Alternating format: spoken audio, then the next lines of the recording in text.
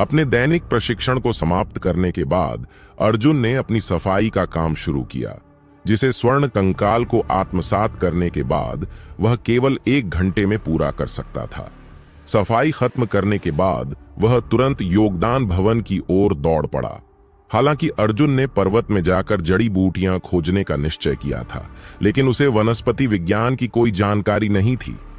उसने केवल त्रिपत्र विनाशक पुष्प और मृत जड़ी वृक्ष घास के बारे में सुना था, लेकिन वह यह नहीं जानता था कि वे दिखते कैसे हैं। काले तूफान पर्वत की यात्रा के लिए उसकी अधिकतर तैयारियां पूरी हो चुकी थीं। किसी शर्मनाक स्थिति से बचने के लिए अर्जुन ने जल्दी से योगदान भवन जाकर उन जड़ी बूटियों के चित्र लिख लेने का निश्चय किया। मूल रूप से उसने सोचा था कि वह कोषाध्यक्ष मेहदी लाल से सहायता मांगेगा, लेकिन उसने उसे वनस्पतियों पर आधारित एक पुस्तक थमा दी।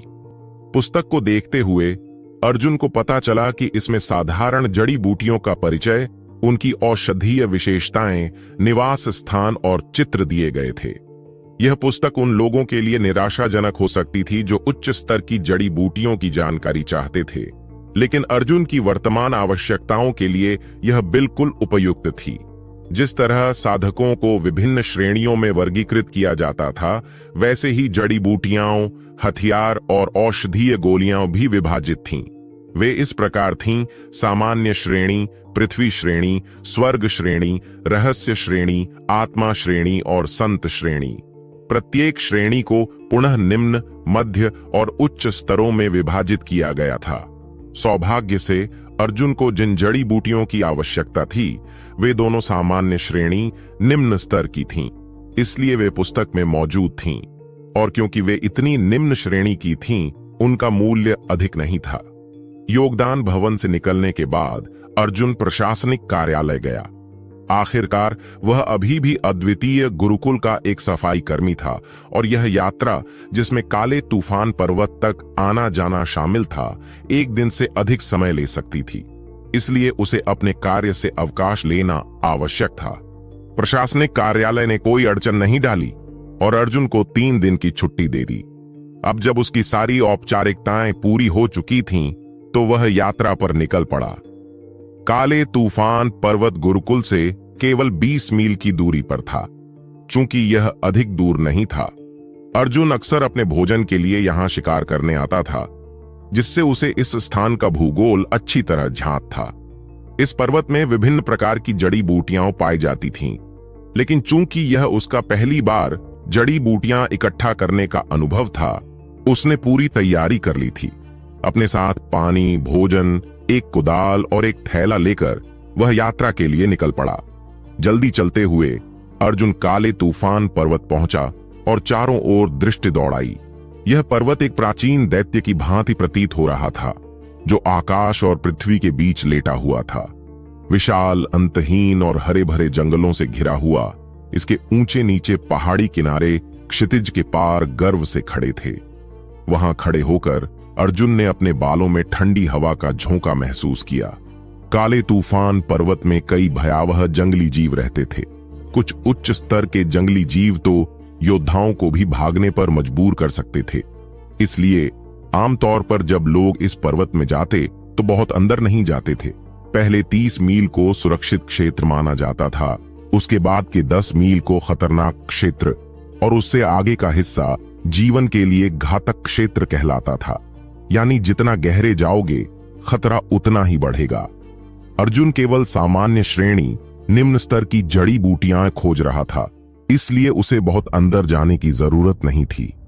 स्वाभाविक रूप से उसे अपनी सुरक्षा की अधिक चिंता नहीं करनी थी, क्योंकि वह केवल सुरक्षित क्षेत्र में ही खोज कर रहा था। इस समय अभी सुबह के शुरुआती घंटे थे और अर्जुन यह याद करने की कोशिश कर रहा था कि क्या उसने पहले की यात्राओं में इन जड़ी बूटियों को देखा था। लेकिन यह मायने नहीं रखता था कि उसने उन्हें पहले देखा था या नहीं, क्योंकि इस बार वह पुस्तक से मिली जानकारी के साथ पूरी तरह तैयार था। अर्जुन को याद आया कि जड़ी बूटियों के उगने के लिए कई संभावित स्थान थे, लेकिन इस समय वह यह भी नहीं जानता था कि जिन जड़ी बूटियों की उसे आवश्यकता थी वे कहां मिलेंगी। फिर भी उत्सुकता और आशा से भरा हुआ अर्जुन काले तूफान पर्वत के जाने पहचाने रास्ते पर बढ़ चला। आधे घंटे की खोज के बाद अर्जुन ने पहली बार सफलता पाई। रास्ते के पास झाड़ियों के भीतर उसे तीक्ष्ण दंत जड़ी का एक गुच्छा मिला। उसे सावधानी पूर्वक इकट्ठा कर अर्जुन ने अपने थैले में रखा और अपनी खोज जारी रखी। उसने सोचा यह एक अच्छा आरंभ था। रास्ते में चलते हुए अर्जुन ने चारों ओर बिखरी हुई वनस्पतियों को देखा और उसके दिमाग में जंगल की यादें ताजा हो गईं। उसने अपनी शिकार यात्राओं के दौरान इस पर्वत का जो अनुभव प्राप्त किया था, उससे उसे अच्छी तरह पता था कि वह गुरुकुल के किस ओर था और वह रास्ता नहीं भटकेगा। शाम तक अर्जुन ने 4 विभिन्न प्रकार की जड़ी बूटियां इकट्ठा कर ली थीं। जड़ी बूटियों की खोज करना आसान नहीं होता और ऊपर से कई अन्य लोग भी यहां इन्हें इकट्ठा करने आते थे, जिससे उन्हें ढूंढना और कठिन हो जाता था। हालांकि अर्जुन केवल 4 ही ढूंढ पाया, फिर भी वह संतुष्ट था। दुर्भाग्यवश अर्जुन को इन चारों की आवश्यकता नहीं थी और इससे भी बुरी बात यह थी कि ये सभी सामान्य श्रेणी निम्न स्तर की जड़ी बूटियां थीं। फिर भी अगर वह इन्हें गुरुकुल ले जाकर जमा करता तो वह इन्हें योगदान बिंदुओं में बदल सकता था, इसलिए उनका कुछ मूल्य था। अब तक सूर्यास्त हो चुका था। जल्दी चलते हुए अर्जुन आखिरकार एक ऐसे स्थान पर पहुंचा जो विभिन्न प्रकार की जड़ी बूटियों की वृद्धि के लिए उपयुक्त था। यह क्षेत्र बेहद विचित्र था। घनी वनस्पति से भरा होने के बावजूद यहां किसी भी प्रकार का जीव नहीं दिख रहा था। खासकर जहां जड़ी बूटियां उग रही थीं, उसके चारों ओर लगभग 30 फीट तक की जमीन बिल्कुल बंजर थी। वहां घास तक नहीं उग रही थी, लेकिन इस वीरान भूमि के बीच 3 गुच्छे घास के लहरा रहे थे। वे हवा में हल्के से झूम रहे थे। अर्जुन ने देखा कि उनका रंग भूरा था और पहले तो उसने सोचा कि यह सड़न की वजह से था, लेकिन यह वास्तव में उस घास का प्राकृतिक रंग था। थोड़ा और ध्यान से देखने पर अर्जुन ने पहचाना कि यह एक प्रकार की दुर्लभ जड़ी बूटी थी। उसने राहत की सांस ली और मुस्कान के साथ जल्दी से उन्हें खोदकर अपने थैले में रख लिया। कुछ समय बाद अर्जुन ने इन तीनों जड़ी बूटियों को एकत्र कर लिया। जैसे ही उसने इन जड़ी बूटियों को अपने हाथ में लिया, उसने कोषाध्यक्ष मेहदीलाल द्वारा दी गई वनस्पति विज्ञान की पुस्तक निकाली और यह जांचने लगा कि उसने इन्हें पहले कहीं देखा था या नहीं। वे वास्तव में मृत जड़ी वृक्ष घास ही थीं। उनके चित्र, वृद्धि का तरीका और पर्यावरण सभी पुस्तक में वर्णित विवरण से मेल खा रहे थे। मृत जड़ी वृक्ष घास केवल मृत वृक्षों से उत्पन्न होती थी, जिससे इसे ढूंढना अपेक्षाकृत आसान था। मूल रूप से पर्वतों में किसी भी मृत भूमि के पास यह आसानी से पाई जा सकती थी। सावधानी पूर्वक अर्जुन ने इन जड़ी बूटियों को अपने थैले में रखा और पानी तथा भोजन निकाला। फिर वह खाने और विश्राम के लिए एक उचित स्थान खोजने लगा। इस बार पर्वत में आने का उसका मुख्य उद्देश्य त्रिपत्र, विनाशक पुष्प और मृत जड़ी वृक्ष घास को खोजना था। अब जबकि वह मृत जड़ी वृक्ष घास प्राप्त कर चुका था, उसका अगला लक्ष्य त्रिपत्र, विनाशक पुष्प था। उसे केवल इसे खोजना ही नहीं था, बल्कि बड़ी मात्रा में इकट्ठा भी करना था। अर्जुन ने मन ही मन तय किया कि उसे अब अपनी खोज और तेज करनी होगी। लेकिन इस समय सूर्यास्त हो चुका था और अंधेरा छाने लगा था। जड़ी बूटियों की खोज के लिए यह समय उपयुक्त नहीं था, इसलिए अर्जुन ने विश्राम करने का निर्णय लिया। पहले जब भी वह पर्वतों में आया था, उसने कभी रात यहां नहीं बिताई थी। लेकिन जैसा कि कहावत है, भले ही तुमने सुअर का मांस न खाया हो, पर सुअर को देखा जरूर होगा। इसी संदर्भ में उसे पर्वतों में रात बिताने के खतरों का भली भांति ज्ञान था। सबसे निकटवर्ती वृक्ष की तलाश कर अर्जुन उस पर चढ़ गया और एक उपयुक्त स्थान ढूंढकर सोने की तैयारी करने लगा। जैसे ही उसे एक आरामदायक स्थान मिला, वह लेट गया और आंखें बंद कर लीं। रात के लगभग 1:30 बजे तक अर्जुन को नींद नहीं आई। तब उसने काली पुस्तक निकाली और तीसरे पृष्ठ को खोला। एक विचार के साथ धूपदान अपने आप बाहर आ गया।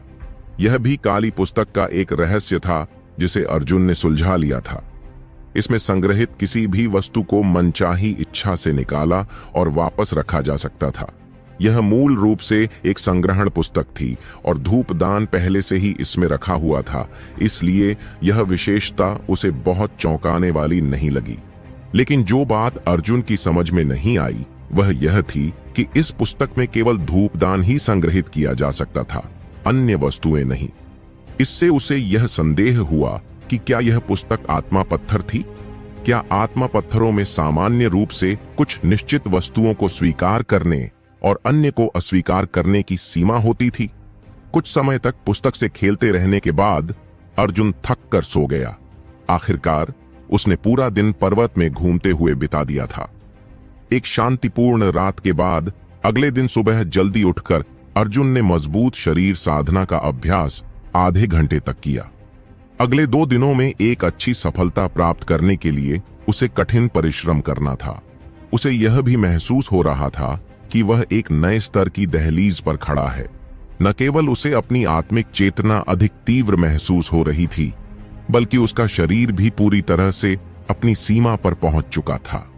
अर्जुन को अब केवल एक अंतिम धक्का चाहिए था, जिससे वह अपने अगले स्तर तक पहुंच सके। अर्जुन को यह एहसास हुआ कि वह अपनी साधना में एक नए स्तर के करीब पहुंच चुका है, जिससे वह अत्यधिक उत्साहित हो गया। उसे इस स्तर तक पहुंचने में 3 साल लगे थे, लेकिन इस रहस्यमयी पुस्तक को प्राप्त करने के दूसरे ही दिन उसने एक नया स्तर पार कर लिया और अब एक बार फिर से उसकी शक्ति में वृद्धि होने वाली थी। इतनी तेज गति से प्रगति करना अर्जुन के लिए जितना सुखद था, उतना ही आश्चर्यजनक भी। मजबूत शरीर साधना करने में अत्यधिक ऊर्जा की खपत होती थी, इसलिए अर्जुन ने कुछ देर विश्राम किया और अपनी शक्ति को पुनः प्राप्त किया। जैसे ही उसकी थकान कम हुई, उसने कुछ बचा हुआ भोजन खाया और फिर से जड़ी बूटियों की खोज में निकल पड़ा। पिछले दिन अर्जुन उन सभी स्थानों पर गया था जहां उसके अनुसार जड़ी बूटियां पाई जा सकती थीं। आज उसे केवल अपनी किस्मत पर निर्भर रहना था। सौभाग्य से इन जड़ी बूटियों का मूल्य अधिक नहीं था, इसलिए उनके मिलने की संभावना अभी भी बनी हुई थी। एक पूरे दिन की खोज के बाद अर्जुन ने कुल 78 जड़ी बूटियां और 2 त्रिपत्र विनाशक पुष्प एकत्र किए।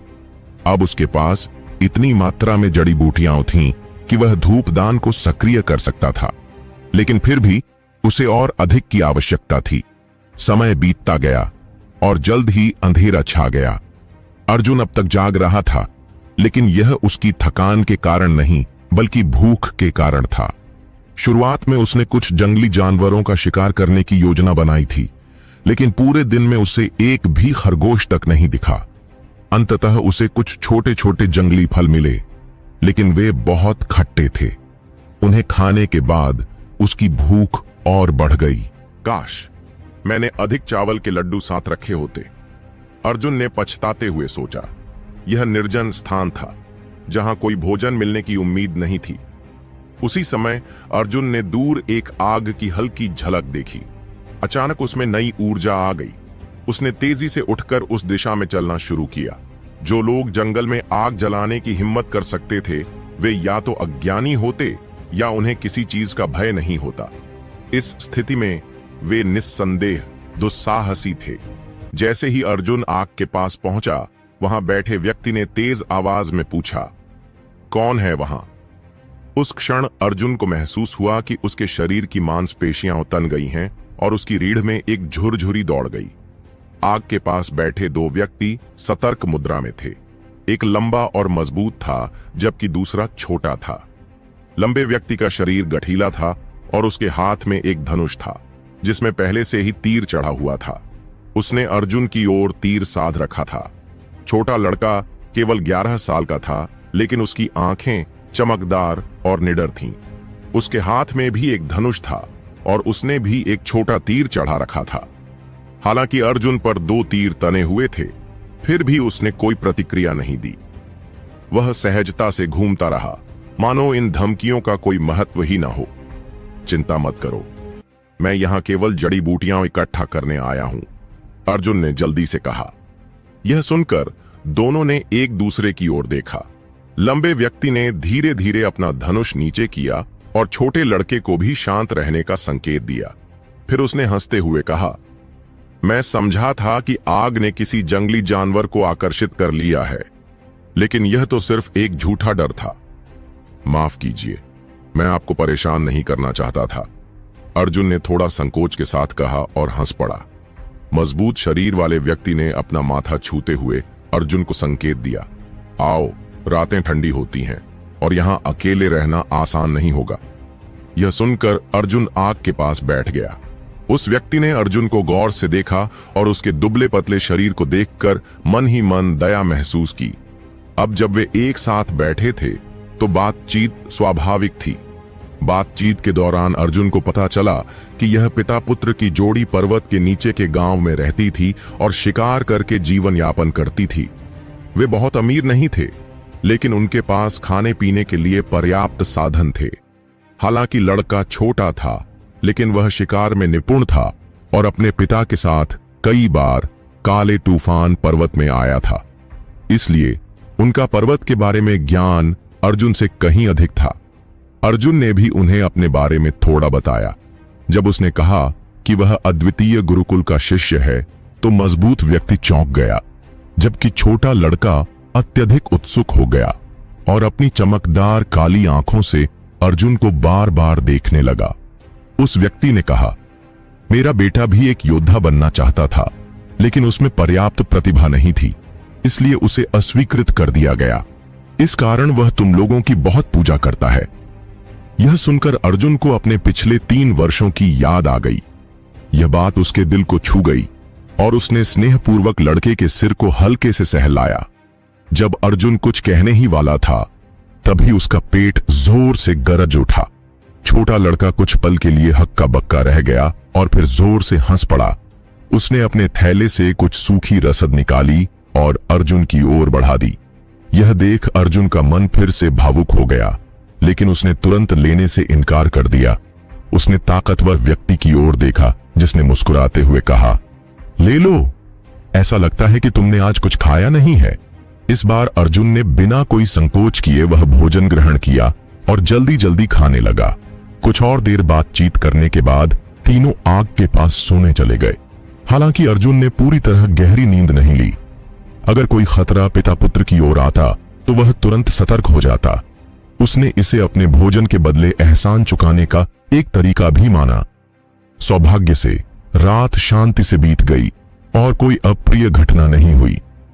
सुबह होने पर अर्जुन पिता पुत्र की जोड़ी के जागने से पहले ही चुपचाप वहां से निकल गया, लेकिन जाने से पहले उसने उनके लिए 2 जड़ी बूटियां छोड़ दी, एक धन्यवाद स्वरूप। यदि इन जड़ी बूटियों को पीसकर लगाया जाए तो उनका उपचारात्मक प्रभाव होता है। चूंकि यह दोनों अक्सर जंगल में रहते थे, ये जड़ी बूटियां उनके लिए बहुत उपयोगी साबित हो सकती थीं।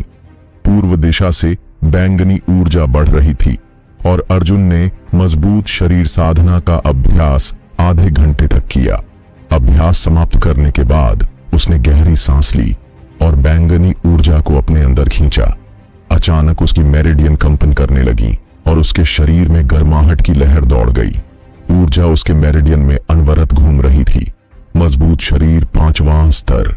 उसकी धारणा सही निकली। वह आज सच में अगले स्तर पर पहुंच चुका था।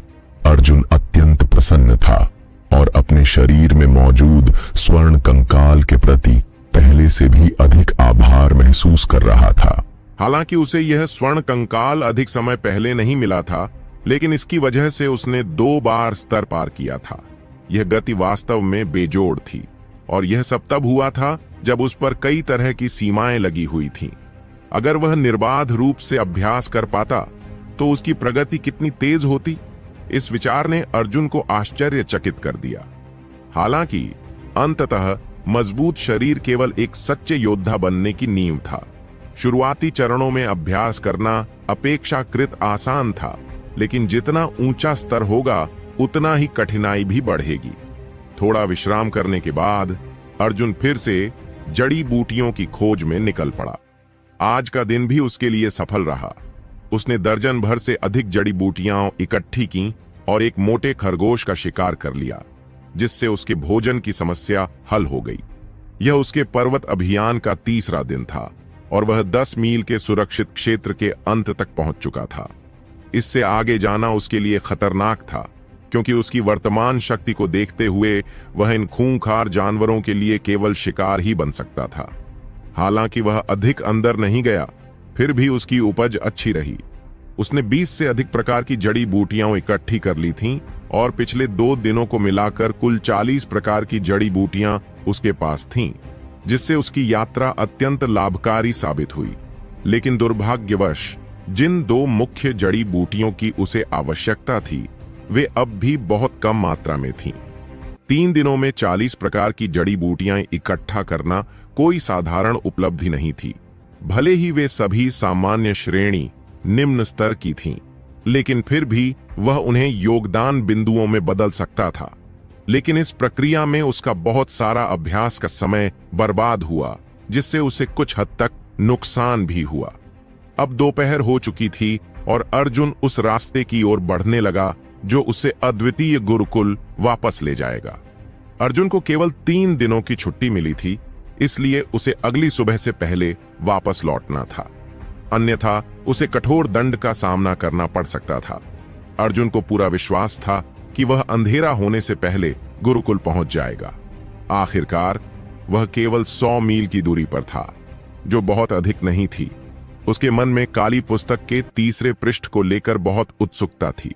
इसके परिणामों के बारे में सोचकर ही उसके कदमों में उत्साह आ गया। आधे रास्ते में चलते हुए अर्जुन ने अचानक एक तीखी चीख सुनी, जो ज्यादा दूर नहीं थी। उसमें एक बच्चे के रोने की आवाज भी मिली हुई थी। यह सुनकर उसने अपने कदम रोक दिए और ध्यान से सुनने की कोशिश की। जल्द ही उसका चेहरा गंभीर हो गया और वह तेजी से आवाज की दिशा में दौड़ पड़ा। आवाज सुनते ही उसने पहचान लिया कि यह बीती रात मिले पिता पुत्र की आवाजें थीं, और वह बच्चे की रोने की आवाज भी उसी छोटे लड़के की थी। निश्चित रूप से वे किसी मुसीबत में थे, नहीं तो वे इस तरह हंगामा क्यों मचाते। पिछली रात उन्होंने अर्जुन को अपना भोजन दिया था और उनकी इस कृपा का बदला चुकाना उसका कर्तव्य था। जैसे जैसे वह उनके पास पहुंच रहा था, पिता की गरजती आवाज और अधिक हताश होती जा रही थी और बच्चे की आवाज धीरे धीरे मंद पड़ रही थी। अर्जुन का चेहरा कठोर हो गया और उसके मन में एक बुरा पूर्वाभास हुआ। जब वह वहां पहुंचा तो पिता की आवाज पूरी तरह से थम चुकी थी। उसके सामने एक ऊंचे टीले में एक अंधेरी गुफा दिखाई दी। गुफा के बाहर झाड़ियों के बीच उलझी हुई एक चांदी की धनुष पड़ी थी। यह वही धनुष था जिसे पिछली रात छोटा लड़का पकड़े हुए था। बिना कुछ सोचे अर्जुन ने अपने सामान जमीन पर फेंक दिए और अपनी इंद्रियों को तेज करते हुए सीधे उस अंधेरी गुफा में घुस गया। गुफा में रोशनी कम थी, लेकिन देखने लायक पर्याप्त थी। गुफा में चारों ओर जाले फैले हुए थे। दीवारों और जमीन पर ये जाले एक दूसरे से जुड़े हुए थे और मोटाई में भिन्न थे। परत दर परत आगे का रास्ता इन जालों से पूरी तरह अवरुद्ध था। गुफा के अंदर नमी थी, छत से पानी की बूंदें टपक रही थीं। अर्जुन ने जैसे ही एक कदम आगे बढ़ाया, उसका पैर जमीन में धंस गया। अपने मन को मजबूत करते हुए अर्जुन धीमे कदमों से आगे बढ़ा। तभी उसने गहरी सांसों की आवाज सुनी। उसके सामने एक मानव आकार का कोकून झूल रहा था, जिसे मकड़ी के जाल से लपेटा गया था। इसके ऊपरी हिस्से से एक चेहरा झलक रहा था। यह वही ताकतवर शिकारी था जिससे अर्जुन रात को मिला था। चिंतित होकर अर्जुन उस फंसे हुए शिकारी की ओर दौड़ा। यह देखकर उसे राहत मिली कि वह केवल बेहोश था। अर्जुन की आवाज सुनते ही शिकारी धीरे धीरे होश में आया और कमजोर स्वर में बोला, मेरे बेटे को बचाओ, उसे अंदर घसीट लिया गया है। मैं तुमसे विनती करता हूं, उसे बचा लो। उसे अंदर घसीटा गया। अर्जुन यह सुनकर सन्न रह गया। उसने शिकारी को जाल से निकालने की कोशिश की, लेकिन मकड़ी का जाल बहुत मजबूत था। अपनी वर्तमान शक्ति के साथ वह इसे नहीं तोड़ सकता था, इसलिए उसने उसे वहीं छोड़ने का निश्चय किया और गुफा के अंदर दौड़ पड़ा। पीछे से शिकारी ने चेतावनी दी, सावधान रहो, वह राक्षसी मकड़ी है। राक्षसी मकड़ी? यह सुनते ही अर्जुन का दिल तेजी से धड़कने लगा। ये राक्षसी जीव सामान्य जंगली जानवरों की तरह नहीं होते थे। उन्हें हत्या करने में आनंद आता था। वे वास्तव में अत्यंत भयानक थे और अर्जुन अपनी वर्तमान शक्ति के साथ उनके सबसे कमजोर रूप से भी नहीं लड़ सकता था। काले तूफान पर्वत में पहले 30 मील का क्षेत्र सुरक्षित माना जाता था, क्योंकि वहां ऐसे खूंखार जीव नहीं होते थे। लेकिन दुर्भाग्यवश यहां एक मौजूद था। यह वाकई अप्रत्याशित स्थिति थी। अब जब उसे यह ज्ञात हो गया कि वह एक घातक राक्षसी जीव का सामना करने वाला था, अर्जुन पहले से अधिक सतर्क और धीमे हो गया। उसने अपने कदम हल्के किए और सुरंग में आगे बढ़ने लगा। लगभग 10 फीट अंदर जाने के बाद अर्जुन ने छोटे लड़के को देखा। वह अपने पिता की तरह ही एक कोकून में लिपटा हुआ था और एक बड़ी मकड़ी के जाल से हवा में झूल रहा था। उसके ठीक बगल में एक विशाल फूलों के पैटर्न वाली मकड़ी बैठी थी। उसने अपने मुंह में एक नली दबा रखी थी जो सीधे बच्चे के बाजू में घुसी हुई थी। अर्जुन ने स्पष्ट रूप से देखा कि बच्चे की नसों से गाढ़ा लाल खून निकलकर उस मकड़ी के मुंह में जा रहा था। गुफा की जमीन पर विभिन्न जानवरों की हड्डियों का ढेर लगा था। यह देखकर समझ में आ रहा था कि यह राक्षसी मकड़ी कितने समय से यहां रह रही थी और कितने निर्दोष जीवों का शिकार कर चुकी थी। अर्जुन के पास सोचने का समय नहीं था। हर एक क्षण की देरी का मतलब था कि बच्चा मृत्यु के और करीब पहुंच रहा था। एक पल के लिए शांत रहकर उसने अचानक पूरी ताकत से मकड़ी की ओर छलांग लगा दी।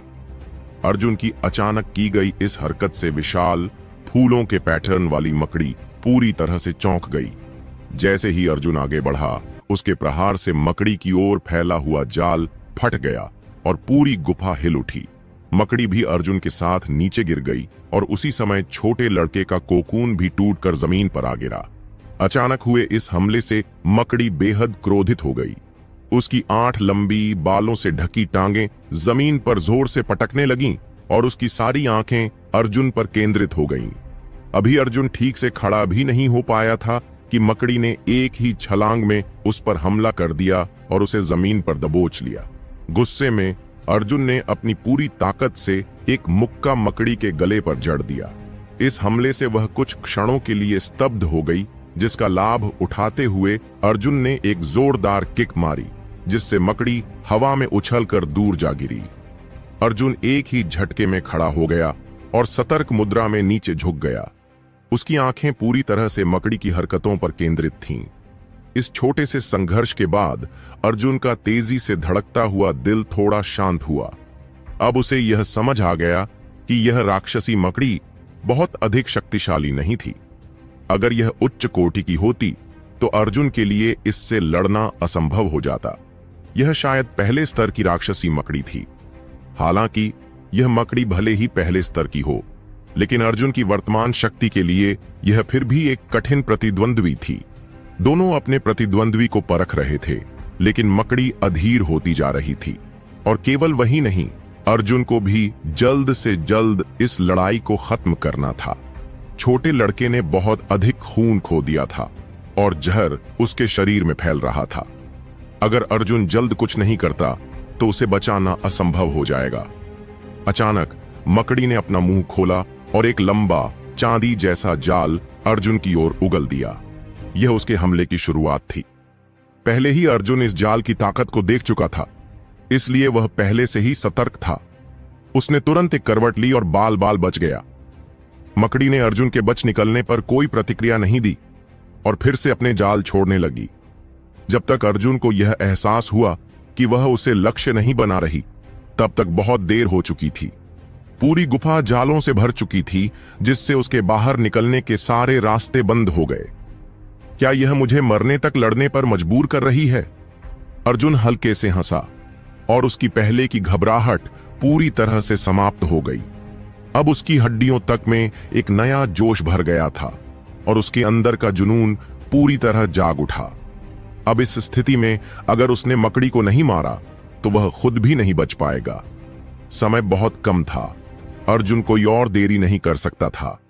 अपनी दोनों टांगों को जमीन पर मजबूती से टिकाते हुए वह बिजली की गति से मकड़ी की ओर दौड़ा। मकड़ी ने फिर से अपने जाल फेंके, लेकिन अर्जुन सतर्क था। उसने लगातार 3 बार इन हमलों को चकमा दिया और आखिरकार मकड़ी के बेहद करीब पहुंच गया।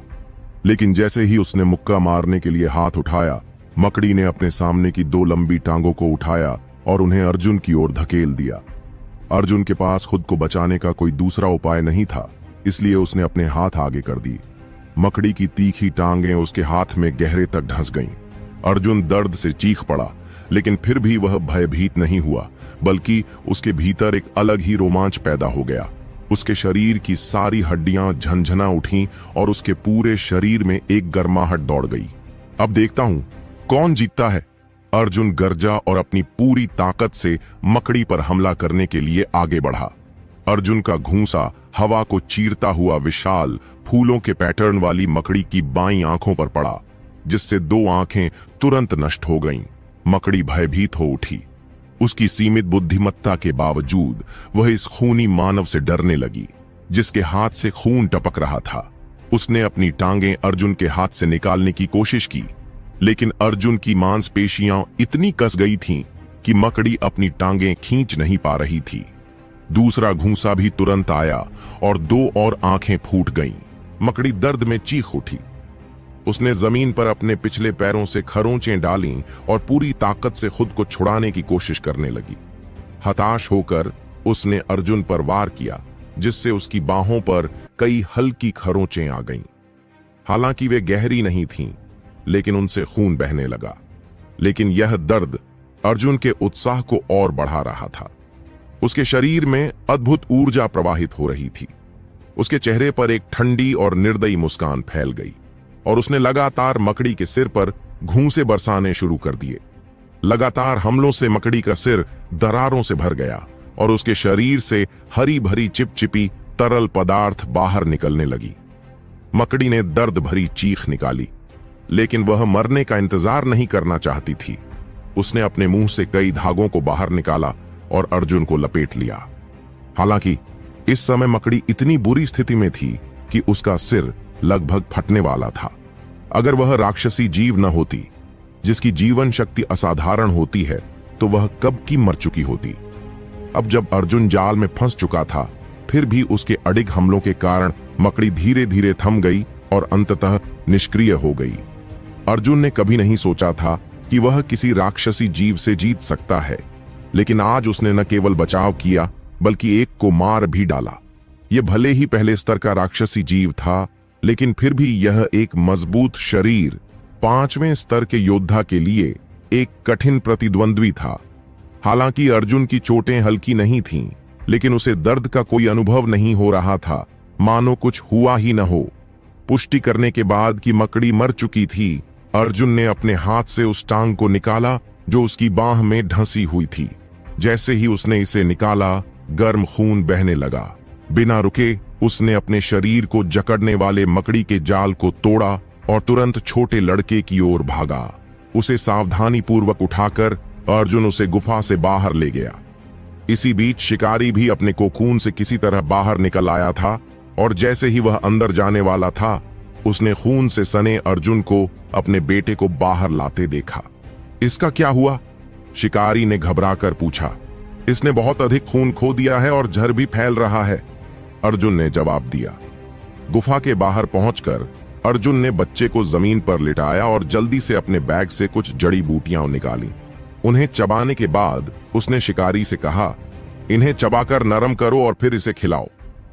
शिकारी पहले से ही भयभीत था, इसलिए उसने तुरंत अर्जुन की बात मानी और जड़ी बूटियों को चबाने लगा। अर्जुन का दिमाग पूरी तरह से स्पष्ट था। उसे अचानक हर जड़ी बूटी की औषधीय विशेषताएं समझ में आने लगीं। कौन सी जड़ी बूटियां जहर को निष्प्रभावी कर सकती हैं, कौन सी उपचार में सहायक होंगी, कौन सी रक्तस्राव को रोकेंगी। कुछ समय बाद अर्जुन ने चबाई हुई जड़ी बूटियों को बच्चे के जख्मों पर लगाया। शिकारी ने भी वैसा ही किया और अपने बेटे को जड़ी बूटियां खिलाईं। दोनों की बेचैन निगाहों के बीच बच्चे के चेहरे का रंग धीरे धीरे लौटने लगा और उसकी सांसें स्थिर हो गईं। शिकारी ने राहत की सांस ली और जमीन पर गिर पड़ा। वह जोर जोर से रोने लगा। भगवान का शुक्र है, कुछ नहीं हुआ, कुछ नहीं हुआ। लेकिन अर्जुन ने तुरंत कहा, अभी नहीं, मेरी जड़ी बूटियां सिर्फ लक्षणों को कम कर सकती हैं। तुम्हें तुरंत गांव ले जाकर किसी वैद्य को दिखाना होगा, नहीं तो जहर स्थायी हो जाएगा। शिकारी ने तुरंत कहा, मैं अभी उसे लेकर वैद्य के पास जाता हूं। इतनी जल्दी मत करो, अर्जुन ने उसे रोका। पहले इसे थोड़ा स्थिर होने दो, फिर ले चलो। हां, आप सही कह रहे हैं, शिकारी ने घबराए स्वर में कहा। वह पहले से ही भयभीत था, इसलिए जो कुछ भी अर्जुन कहता वह उसका पालन करता। फिर अचानक उसे अर्जुन की हालत का एहसास हुआ। उसके शरीर से बहते खून को देखकर उसने चिंतित होकर कहा, आप भी घायल हैं, क्या आपको इलाज नहीं चाहिए? कोई जरूरत नहीं, अर्जुन ने मुस्कुराकर जवाब दिया। लेकिन आपने इतना खून बहाया है, यह कैसे ठीक हो सकता है? शिकारी ने आश्चर्य से पूछा। मुझे नहीं पता, अर्जुन ने जवाब दिया। फिर वह जमीन पर कूदा और खुद को जांचने लगा। लेकिन मुझे बहुत अच्छा महसूस हो रहा है। वास्तव में उसे बहुत ऊर्जा महसूस हो रही थी। अर्जुन को संदेह था कि यह सब किसी न किसी तरह स्वर्ण कंकाल से जुड़ा हुआ था, लेकिन वह इसे शिकारी को कैसे समझा था? पिछली लड़ाई को याद करते ही उसका खून एक बार फिर जोश से उबाल मारने लगा। अचानक अर्जुन ने कहा, मुझे थोड़ा इंतजार करो, मैं अभी लौटता हूं। शिकारी को लगा कि वह राक्षसी मकड़ी के शव को देखने जा रहा है, लेकिन ऐसा नहीं था। हालांकि यह मकड़ी एक राक्षसी जीव थी, लेकिन इसका कोई विशेष मूल्य नहीं था। अर्जुन का असली लक्ष्य गुफा में उगने वाली जड़ी बूटियां थीं। लड़ाई से पहले ही उसने वहां बैंगनी रंग के फूलों का एक बड़ा समूह देखा था। अब जब वह उनके बारे में सोच रहा था तो उसका उत्साह बढ़ने लगा। अगर वह सही देख रहा था तो वे वास्तव में वही त्रिपत्र विनाशक पुष्प थे जिनकी उसे सख्त जरूरत थी। वास्तव में ये त्रिपत्र विनाशक पुष्प अंधेरे, गीले स्थानों और शवों के पास उगते थे। यह गुफा उनके बढ़ने के लिए आदर्श स्थान थी। गुफा में प्रवेश करते ही अर्जुन की खुशी का ठिकाना नहीं रहा। सच में दूसरों की मदद करने का फल अच्छा मिलता है। अगर मैं इस पिता पुत्र को बचाने न आता तो ये जड़ी बूटियां मुझे कभी न मिलती। उसने तुरंत अपनी कुदाल निकाली और इन जड़ी बूटियों को इकट्ठा करने लगा। गुफा से बाहर निकलते ही उसका थैला पूरी तरह भर चुका था। चलो, मैं तुम्हारे साथ पहाड़ से नीचे चलता हूं, अर्जुन ने शिकारी से कहा। शिकारी भावुक हो गया और आंखों में आंसू भरकर बोला, आपका बहुत बहुत धन्यवाद। हमारा रास्ता एक ही है, धन्यवाद की कोई जरूरत नहीं, अर्जुन ने विनम्रता से कहा और वे तीनों पहाड़ से नीचे उतरने लगे। शाम तक वे गांव पहुंच चुके थे और अंधेरे में वैद्य के घर की तलाश करने लगे। छोटे बच्चे को व्यवस्थित करने के बाद भी अर्जुन जल्दी में वहां से जाने के मूड में नहीं था। आखिरकार उसी रात उस छोटे बच्चे ने अपने राशन का कुछ हिस्सा उसे दिया था। इसलिए जब तक बच्चा अपनी आंखें नहीं खोलता, अर्जुन का मन शांत नहीं हो सकता था। अंदर शिकारी विशाल सिंह बेचैनी से इधर उधर टहल रहा था, अपने बेटे की चिंता में व्याकुल था। अधिक देर नहीं हुई थी कि वैद्य ने उसे डांट कर बाहर भेज दिया, कहते हुए कि वह बहुत अधिक शोर कर रहा था। वैद्य चतुर्वेदी जी ने कहा कि सौभाग्य से हमने समय रहते उपचार कर दिया, नहीं तो मेरा बेटा सच में अपनी जान से हाथ धो बैठता। मेरे उद्धारक, आपकी कृपा और दया का आरण मैं कभी भी नहीं चुका सकता। चाहे मैं अपना पूरा जीवन परिश्रम में लगा दूं, फिर भी आपका एहसान नहीं उतार सकता। इतना कहने के बाद शिकारी विशाल सिंह अर्जुन के सामने घुटनों के बल बैठ गया। अर्जुन ने उसे उठाने की जल्दी नहीं की, बल्कि मुस्कुराते हुए कहा, बड़े भाई विशाल, आदमी केवल सोने चांदी के आगे झुकता है। आपके इस तरह घुटनों पर बैठने से हमारे अच्छे संबंधों को ठेस पहुंचेगी। भविष्य में ऐसा मत कीजिए। और फिर आपके बेटे के राशन का मैंने भी कुछ हिस्सा खाया है। अगर किसी पर कोई आरण है तो वह मुझ पर भी है। यह कहते हुए अर्जुन ने आगे बढ़कर शिकारी विशाल सिंह को उठाया। विशाल सिंह की आंखों में आंसू छलक आए। उद्धारक, आप सच में एक महान इंसान हैं। उनकी बातें चल ही रही थीं कि तभी वैद्य चतुर्वेदी बाहर आए और विशाल सिंह से बोले, अब कोई खतरा नहीं है, इसलिए चिंता करने की आवश्यकता नहीं है। लेकिन बहुत खून खो दिया है, इसलिए उसे अभी कुछ समय तक और सोने देना होगा। जब वह जागेगा तो पूरी तरह स्वस्थ होगा। यह सुनकर अर्जुन और विशाल सिंह दोनों ने राहत की सांस ली। एक बार जब अर्जुन पूरी तरह से शांत हुआ तो उसे अपने शरीर में गहरी थकान महसूस हुई। आज का दिन बहुत ही रोमांचक रहा था। उसने भी कई चोटें खाई थीं और खून की काफी हानि हुई थी। भले ही उसकी सहन शक्ति पहले से बेहतर हो चुकी थी, लेकिन शरीर पर लगे घावों ने अपना असर दिखाना शुरू कर दिया था। इसलिए जब उसने अपने मन को शांत किया तो वह तुरंत गहरी नींद में सो गया और अगले दिन सूरज उगने तक नहीं उठा। अगली सुबह अद्वितीय गुरुकुल बहुत से शिष्य तड़के उठ गए थे। उनके मन में एक अजीब सी उत्तेजना थी। वे सभी एक निश्चित स्थान पर इकट्ठा हो रहे थे, उत्सुकता से भरे हुए। उनकी आंखों में एक अलग चमक थी, गले आगे की ओर खींचे हुए थे और मन में एक तरह की बेचैनी थी। ऐसा लग रहा था मानो वे वर्षों से अपने प्रिय की प्रतीक्षा कर रहे हों, समर्पण और उम्मीद से भरे हुए। समय के साथ वहां जमा लोगों की संख्या धीरे धीरे बढ़ने लगी।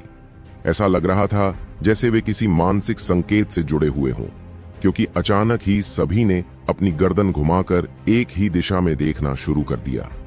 वह दिशा थी अर्जुन के निवास स्थान की ओर जाने वाली पतली पगडंडी, जहां एक साधारण सा कुटीर खड़ा था। आज का दिन उन सभी के लिए खास था, क्योंकि आज वे फिर से अर्जुन को चुनौती दे सकते थे। ये तो मानो एक मुफ्त योगदान अंक कमाने का सुनहरा अवसर था। भला ऐसे में ये शिष्य इस मौके को कैसे छोड़ सकते थे? कुछ लोग अर्जुन की दुर्दशा पर दया कर रहे थे। आखिर हर 5वें दिन उसे चुनौती दी जाती थी और बुरी तरह पीटा जाता था। यह वास्तव में बहुत क्रूर था। हालांकि केवल सहानुभूति अर्जुन की मदद नहीं कर सकती थी। अगर वे उसे चुनौती नहीं भी देते तो कई और लोग उसकी जगह खुशी खुशी लेने को तैयार थे। अंततः उसे फिर भी पीटा ही जाना था, तो उन्होंने सोचा कि बेहतर होगा कि वे खुद ही उसे चुनौती दें। कम से कम वे थोड़ा नरमी बरत सकते थे।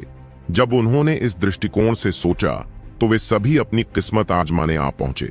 अगर उसने मुझे चुना तो मैं हल्के हाथ से मारूंगा ताकि उसे अधिक चोट न लगे। कई लोग अपने मन में इस प्रकार की दलीलें दे रहे थे। आमतौर पर इस समय तक अर्जुन जाग जाता था और गुरुकुल के आंगन की सफाई करने में लग जाता था, लेकिन आज कुछ अजीब था। काफी देर इंतजार करने के बाद भी उन्होंने अर्जुन को नहीं देखा। जब उन्होंने इधर उधर झांक कर देखने की कोशिश की तो वे उसे ढूंढने में असफल रहे। अर्जुन को क्या हो गया? क्या वह देर तक सोता रहा? अभी तक बाहर क्यों नहीं आया? मुझे नहीं पता। जरा सोचो, क्या किसी ने पिछले कुछ दिनों में उसे देखा है? कहीं उसने अद्वितीय गुरुकुल छोड़ तो नहीं दिया? असंभव। तुम भी जानते हो कि अर्जुन कितना हठी है। उसे मार भी दो तब भी वह यहां से नहीं जाएगा। अगर उसे जाना ही होता तो वह तब चला जाता जब उसे केवल एक परीक्षा शिष्य बना दिया गया था। इतने समय तक रुकने के बाद जाने का कोई मतलब नहीं बनता। अचंभे की बात यह थी कि किसी को भी यह पता नहीं था कि कुछ दिन पहले अर्जुन ने काली पवन पर्वतों में जाने की अनुमति ली थी और तब से लौटकर नहीं आया था। यह कोई नई बात नहीं थी, क्योंकि आम दिनों में अर्जुन ज्यादा किसी से घुलता मिलता नहीं था, इसलिए उसके ठिकाने के बारे में जानने वाला कोई नहीं था। जब यह समूह आपस में चर्चा कर रहा था तभी एक युवक धीरे धीरे भीड़ की ओर बढ़ा। उसका चेहरा संगमरमर की तरह चिकना था और शरीर भी उतना ही प्रभावशाली। वह वास्तव में एक आकर्षक युवक था, लेकिन आज उसके चेहरे पर गहरी नाराजगी झलक रही थी। वह अपने दांत पीसता हुआ और किसी को कोसता हुआ चल रहा था। उसके पीछे अद्वितीय गुरुकुल के अनेक शिष्य चल रहे थे। वे उसे चारों ओर से घेर कर उसके महत्व को स्पष्ट कर रहे थे। भीड़ के बीच आकर युवक ने चिढ़ते हुए पूछा, यहां इतनी भीड़ क्यों जमा है? इस पर एक शिष्य झट से आगे बढ़ा और धीमी आवाज में कहा, मास्टर सुयश, आज अर्जुन को चुनौती देने का दिन है। इसी वजह से इतने सारे शिष्य यहां एकत्रित हुए हैं ताकि वे कुछ योगदान अंक कमा सकें। जिस युवक को मास्टर सुयश कहा गया था उसने पहले भौहें चढ़ाईं, फिर जोर से हंसते हुए बोला, लगता है कि हमारे साथी अर्जुन घोर कष्ट में हैं। उसके शब्दों में अर्जुन की स्थिति पर खुशी और तिरस्कार साफ झलक रहा था। हां, उसे हर 5वें दिन चुनौती दी जाती है और वह तब तक हार नहीं मानता जब तक वह खड़ा नहीं रह सकता। उस शिष्य ने आगे बताया। सुयश फिर हंसते हुए बोला, मुझे अब लग रहा है कि मेरा क्रोध थोड़ा शांत हो रहा है, लेकिन यह पर्याप्त नहीं है। मुझे उसे अद्वितीय गुरुकुल से बाहर करना ही होगा। जब तक वह गुरुकुल का शिष्य रहेगा मैं कुछ नहीं कर सकता, लेकिन जैसे ही वह बाहर निकलेगा मैं उसे अपने तरीके से सबक सिखाऊंगा। मास्टर सुयश बिल्कुल सही कह रहे हैं। उस मूर्ख ने आपकी प्रतिष्ठा को धूमिल करने की जुर्रत की। वह एक साधारण व्यक्ति और महान कुल के बीच का अंतर नहीं समझता। उसे नहीं पता कि मास्टर सुयश कौन है। यह चापलूसी सुनकर सुयश का मन प्रसन्न हो गया और उसने बार बार सिर हिलाया। मास्टर सुयश, जिसकी प्रतिष्ठा अर्जुन ने कथित रूप से धूमिल की थी, वही व्यक्ति था जिससे अर्जुन की मुठभेड़ काली अमरूद गांव में हुई थी। वही सुयश जिसने अपने दो साथी युवकों के साथ मिलकर अन्याय किया था और अर्जुन ने उसे दंडित किया था। इसी कारण से सुयश क्रोधित होकर अद्वितीय गुरुकुल में अर्जुन की पहचान की खोज में जुट गया था। एक दिन के भीतर उसने अर्जुन के बारे में सारी जानकारी हासिल कर ली थी। आखिरकार उसके पास अपने प्रभावशाली संपर्क थे, लेकिन मुख्य द्वार की कड़ी अनुशासन नीति के चलते वह सीधे कुछ नहीं कर सकता था। इसलिए उसने आज का दिन चुना था ताकि वह अर्जुन को परेशान कर सके। लेकिन उसे यह नहीं पता था कि आज इतनी भीड़ अर्जुन के लिए पहले से ही एकत्र हो चुकी थी। यह देखकर सुयश थोड़ा असंतुष्ट हुआ। उसने हाथ हिलाते हुए कहा, सबको हटा दो, बता दो कि आज अर्जुन सिर्फ मेरा है। यह सुनकर अर्जुन को मानो कोई वस्तु बना दिया गया जिसे कोई भी अपनी इच्छा से प्राप्त कर सकता था। उसके निकट खड़ा व्यक्ति तुरंत भीड़ में गया और हाथ जोड़कर बोला, साथी शिष्यों, आज के मुकाबले के लिए मास्टर सुयश ने पहले से ही स्थान सुरक्षित कर लिया है। कृपया दरवाजे पर पंक्ति में खड़े होकर मुकाबला देखें। किसी भी असुविधा के लिए खेद है। इस घोषणा से कई लोग अचंभित रह गए। वे सभी सुयश की ओर मुड़े और उलझन में बोले, ऐसा क्यों? हर बार अर्जुन अपनी झाड़ू से प्रतिद्वंदी चुनता है, तो इस बार सुयश को विशेषाधिकार क्यों मिले? अगर उसने नहीं चुना तो भी पहले आओ, पहले पांव का नियम होना चाहिए। तो क्या होगा अब अर्जुन की इस कहानी में, जानने के लिए सुनते रहिए अद्वितीय योद्धा सिर्फ द हॉरर हंटर चैनल पर।